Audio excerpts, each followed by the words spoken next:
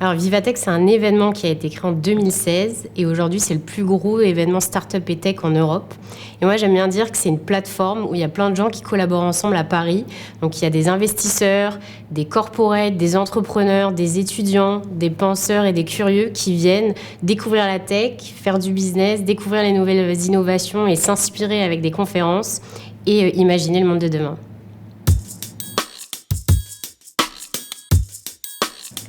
La tech for good et l'impact et la RSE, c'est vraiment dans l'ADN de Vivatech depuis le début. Et aujourd'hui, donc, on est un événement, mais aussi une entreprise. Donc, on a vraiment un besoin de se structurer et d'intégrer cette démarche RSE donc, au cœur de notre stratégie d'entreprise. Et un des exemples, c'est qu'on est en marche pour se certifier ISO 20021. Donc, c'est une norme qui certifie l'événementiel sur les sujets de développement durable. Et c'est aussi un outil de structuration pour nous. Et ça nous permet vraiment d'intégrer tous ces pans du développement durable, que ce soit l'économique, le sociétal et l'environnement dans notre stratégie.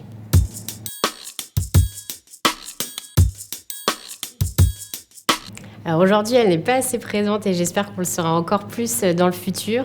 C'est vraiment un sujet qui nous tient à cœur à Vivatech et la diversité globalement aussi. On est persuadé qu'il faut la promouvoir, la célébrer et qu'il faut parler de la tech et faire la tech avec tout le monde.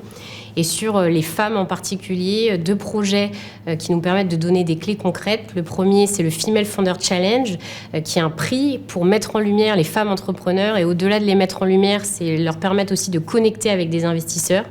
Et le deuxième sujet que j'aime particulièrement, qui est sur notre journée du samedi, avec le collectif Women and Girls in Tech, on souhaite vraiment sensibiliser les plus jeunes au métier de la tech et du numérique, parce que les biens conscients commencent très tôt, et c'est dès maintenant qu'il faut commencer à créer des vocations.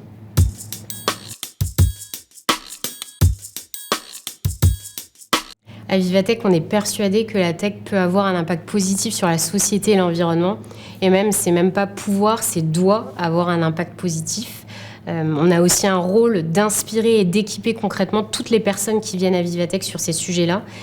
Et d'être aussi responsable sur notre production événementielle, les contenus qu'on va montrer à tous les visiteurs et toutes les initiatives qu'on va porter.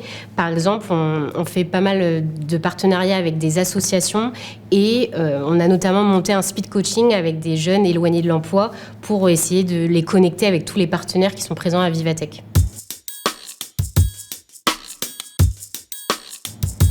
On a plusieurs façons de mesurer notre impact positif à Vivatech et je vais vous donner quelques exemples. Le premier, c'est qu'on réalise notre bilan carbone. Donc, on va mesurer les émissions de CO2 des différents pôles de production de l'événement. Un deuxième exemple, c'est qu'on a des KPI aussi sur la parité au sein de nos panels de conférences, sur les membres de nos jurys des différents prix et aussi au sein des visiteurs de Vivatech.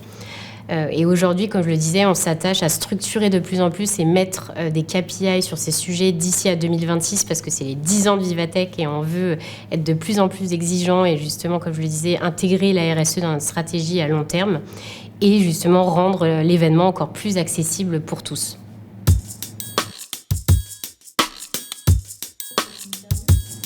Ce ne sera pas un mot, ce sera plutôt un rendez-vous. Rendez-vous en juin prochain pour la prochaine édition de Vivatech du 14 au 17 juin.